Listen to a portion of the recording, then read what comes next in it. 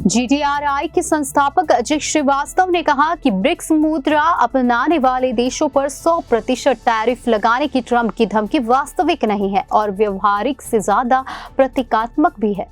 अमेरिकी राष्ट्रपति चुनाव में जीत दर्ज करने के बाद से ही डोनाल्ड ट्रंप तरह तरह के विचार साझा कर रहे हैं। इसी कड़ी में डोनाल्ड ट्रंप ने ब्रिक्स देशों को धमकी दी कि अगर वे डॉलर की जगह किसी दूसरी करेंसी को सपोर्ट करेंगे तो अमेरिका उन पर 100% टैरिफ लगाएगा। रिसर्च इंस्टीट्यूट जीटीआरआई ने रविवार को कहा है कि डोनाल्ड ट्रंप का ऐसी धमकी देना अवास्तविक है।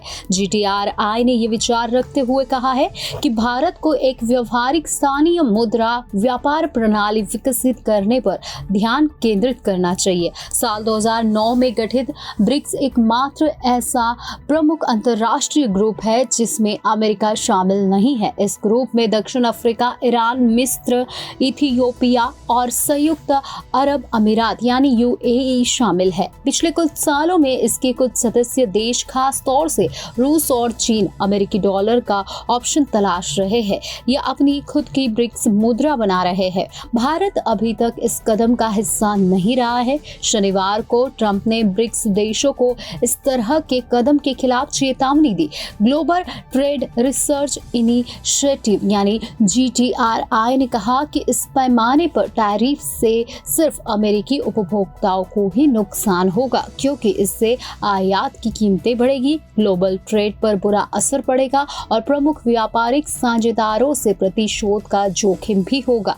जीटीआरआई के संस्थापक अजय श्रीवास्तव ने कहा कि ब्रिक्स मुद्रा अपनाने वाले देशों पर 100% टैरिफ लगाने की ट्रंप की धमकी वास्तविक नहीं है और व्यवहारिक से ज्यादा प्रतीकात्मक भी है।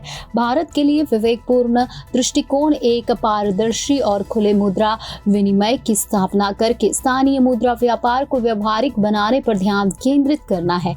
उन्होंने कहा कि भारत का सर्वोत्तम हित न तो अमेरिकी डॉलर के प्रभुत्व में है और न ही इस समय ब्रिक्स मुद्रा को पूरी तरह से अपनाने में है। उन्होंने कहा, अपने स्वयं के वित्तीय बुनियादी ढांचे को बढ़ाकर भारत वैश्विक व्यापार की बदलती गतिशीलता को बेहतर ढंग से संचालित कर सकता है। अजय श्रीवास्तव ने कहा कि संप्रभु देशों को धमकाने से राजनयिक संबंध कमजोर होते हैं और आज की दुनिया की बहुध्रुवीय प्रकृति की अवहेलना होती है। उन्होंने कहा कि अमेरिका समेत कोई भी देश बिना किसी नतीजे का सामना किए वैश्विक आर्थिक नीतियों को एक तरफा तरीके से तय नहीं कर सकता। उन्होंने कहा कि देशों को अपने सर्वोत्तम हित में निर्णय लेने का अधिकार है, खासकर तब जब मौजूदा प्रणालियों का इस्तेमाल उनके खिलाफ किया गया हो।